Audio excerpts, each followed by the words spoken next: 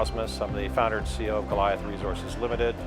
We're a precious metals project generator focused in the Golden Triangle and surrounding area of northwestern British Columbia, located roughly an hour and a half plane ride out of Vancouver, BC.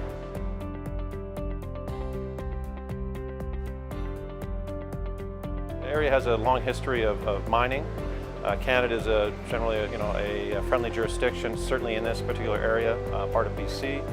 As an example, Pretium just went into production, I guess 2 years ago now, and so just shows that the government and First Nations, etc., are pro-mining, and they can put these things in production. So that's a great example.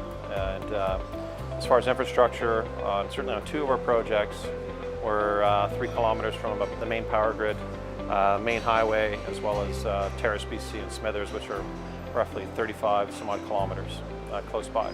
So we also have logging road access to these properties as well. So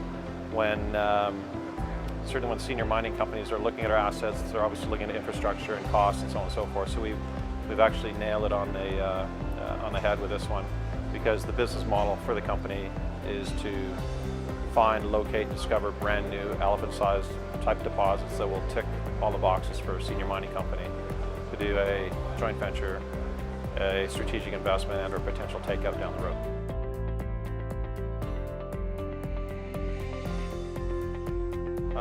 Sure. Well, just on all 4 projects, we're seeing widespread, high-grade gold, silver, and or copper in situ in bedrock, due to the glaciers have melted and the permanent snowpack is gone because of the global climate change. So they've never been drilled before, and all brand new discoveries. 2 of the projects that we focused on this year was a porphyry target. We now know there's at least 2 porphyries, which is great, and we did drill one of those just finished up a few weeks back, and as well as a fault breccia system where we had high-grade copper and silver at surface, which we put in 4 holes, roughly 800 meters in total. So we have assays pending on both of those targets at this time.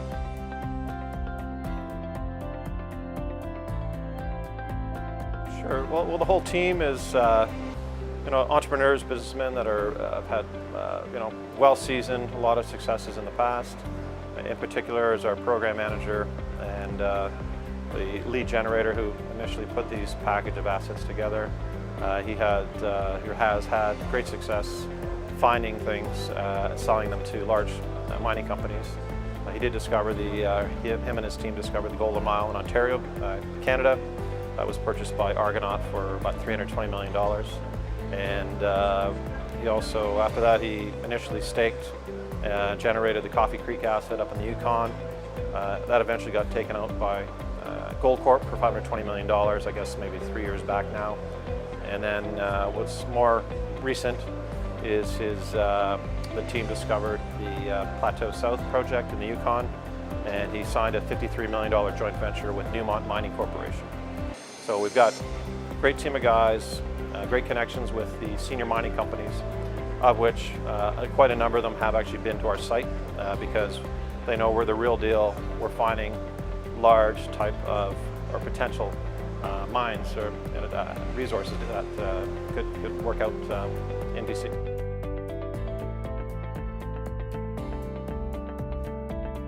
Well, the takeaway for me in all my presentations is dimes to dollars. We're here for the dollars. We're currently trading at dimes, and some people laugh, but I show them. There's a great example is Garibaldi Resources last year in the Golden Triangle. It was at 12 cents.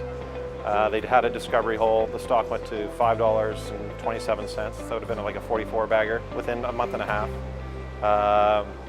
And then the symbol of that is GGI on the TSXV. And then a second one is GT Gold. Their symbol GTT. They were trading around 20 cents. They were drilling a porphyry target. They hit, their stock went from 22 cents to, I think it was about 276. So that was about like a 14 bagger as well. So what's interesting is both these companies are still trading at about $175 million market cap. Goloath has a porphyry target, which we have drilled this year.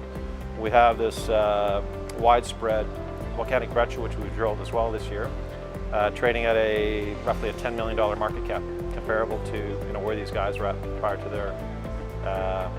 their results. So I think the upside potential is massive. And on the inverse, let's say none of these things work out as far as the grades aren't there, what have you. We have generated multiple targets, drill targets for 2019 already, where we have our porphyry, our second porphyry, which is essentially looking to be at surface, very close to our porphyry we drilled this year. And we've got a hydrothermal breccia system at surface that kicked up one of the samples over 3 ounces of gold, which we've channel cut. Came back with, pardon me, not a channel, it was a chip, 2-meter chip, came back with almost an ounce gold and multi-ounce silver, like two and change of grams per ton. So that will be drilled in 2019. So already we're planning on drilling these 2 targets. The drill target of the Lorne Creek porphyry is going to be quite large because essentially it is at surface. This whole area at these porphyry targets have the 2 of the most prolific placer creeks that completely surround the zone, which produced over 13,000 ounces of gold between 1850 and 1920 with nuggets over 6 ounces. So clearly 6-ounce nuggets don't swim upstream. We truly believe this is the source of this placer gold. There's no other explanation. I'm a finance guy, don't have to be a geologist.